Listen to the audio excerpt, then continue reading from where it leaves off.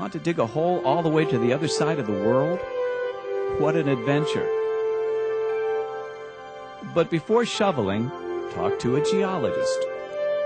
Geologists know a lot about the inside of Earth and can help explain some of the amazing things you'll discover on the way down.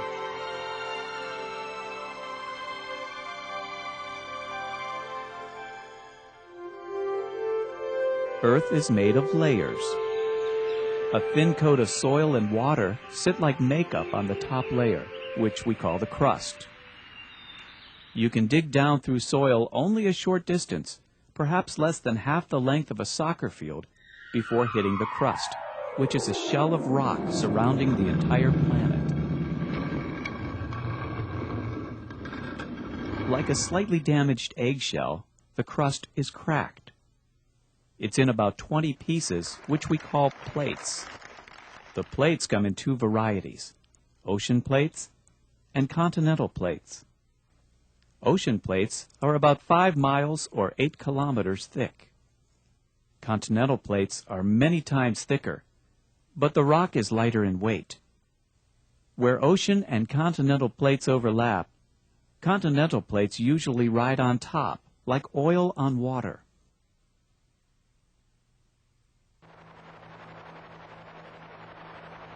Going through Earth's rock crust is tough work.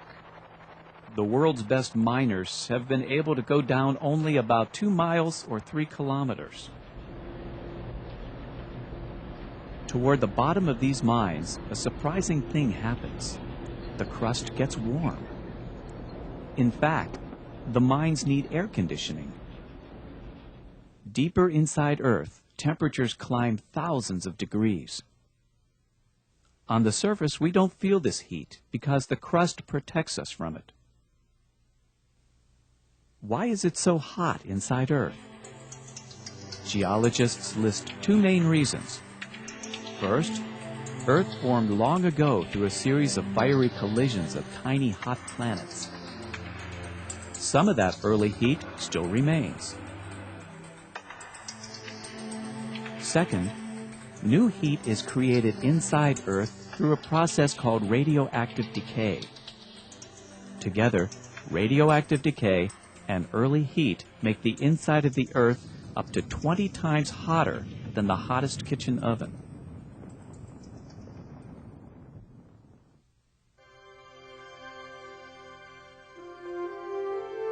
Just below the crust, about 30 miles or 45 kilometers down, the temperature is high enough to melt rock slightly, to make it soft and gooey. Geologists call this area with softened rocks the asthenosphere. A means without, sthenos means strength. The asthenosphere has rock without strength because it's weakened by heat. The asthenosphere belongs to a layer of Earth called the upper mantle. Below the asthenosphere, the upper mantle gradually hardens into solid rock. The hard portion of the upper mantle and the stiff crust above are held together like a jelly sandwich by the gooey rock of the asthenosphere in between.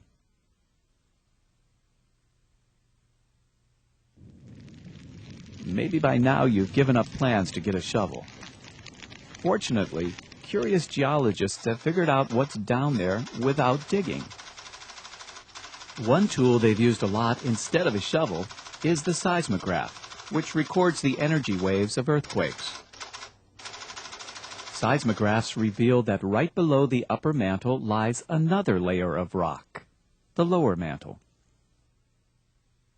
The lower mantle carries earthquake shock waves in a different way than the upper mantle, and this shows up on seismographs. An earthquake here gives different kinds of readings to seismographs here and here.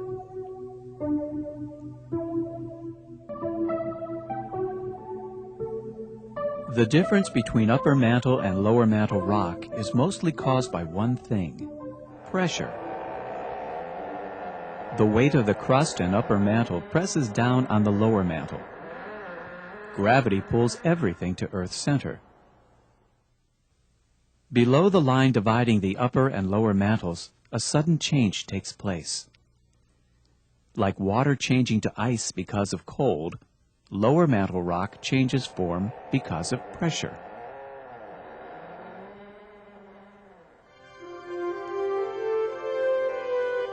The lower mantle goes deep into earth, then meets the core. The core differs from the mantle because it is metal, not rock. The metal, especially iron, sank here while the earth was still new and soft because metal is heavier than rock. Like the mantle, the core is divided into two layers, inner and outer cores. The outer core is melted. The liquid metal is perhaps as thin as water and circulates or moves around the inner core. This circulation creates Earth's magnetic field, the force that makes a compass work. So the magnetic field people have used for centuries to explore the world comes from a part of the planet we will never visit. The inner core is also metal, but it is solid. As in the lower mantle, extreme pressure changes the form of the core's material. The pressure pressing in on the inner core is perhaps about the same as the pressure pressing out around an exploding atom bomb.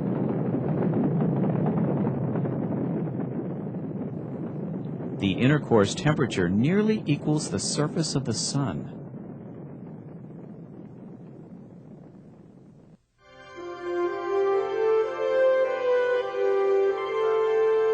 From the center of Earth, any direction is up. To reach the surface, you now work back through the solid metal inner core and melted metal outer core, through the very hard rock lower mantle and somewhat softer upper mantle, then through the asthenosphere and through the crust and a thin icing of soil and water to finally reach fresh air. Along the way, heat rises with you. Heat from the middle of Earth rises all the way up to the bottom of the crust, where it has a surprising effect. The heat pushes plates around. The plates float slowly over the gooey rock of the asthenosphere like giant rafts. Though plates move only a couple of inches or a few centimeters a year, the results are dramatic. Colliding plates cause earthquakes and push up mountains. Spreading plates let new resources from deep within Earth flow upwards to fill the gap and renew the crust. The rising heat from deep within Earth also causes hot spots, geysers, and volcanoes. These are Earth's way of letting off a little steam. So even though we can't dig deep into Earth, we can still understand what's there.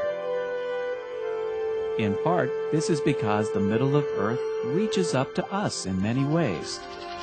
Seismograph readings, magnetism, earthquakes and volcanoes all help show what amazing things lie buried between us and the other side of the world.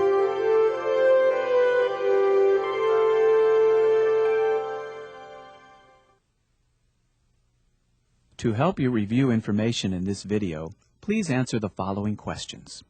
Good luck, and let's begin. Number 1. True or false? Earth's thin shell of hard rock is called the crust. Number 2. True or false? The asthenosphere has soft rock that lacks strength. Number 3. True or false? Both layers of the mantle are rock. Both layers of the core are metal. Number 4. True or false? The middle of Earth is soft and spongy. Number 5. True or false? Heat rising from deep inside Earth can move the crust's plates.